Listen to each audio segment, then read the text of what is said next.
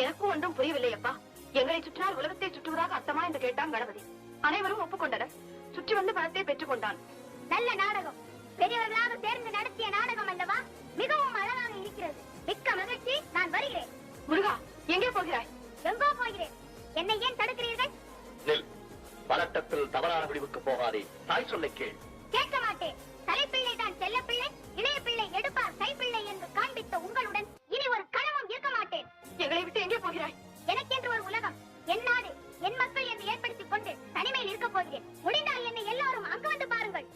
பெத்த மனம் பித்து, பிள்ளை மனம் கன்று என்பதற்கு உதாரணம் காட்டிவிட்டு போகிறான் உன் மகன். முருகா, தமிழ் வேளை, இது எமது விளையாட்டுகளில் ஒன்று. விளையாடக் கொள்ளாதே. நீ கோபப்படும் அளவுக்கு பெரும் தவறு ஒன்றும் நடந்துவிடவில்லை.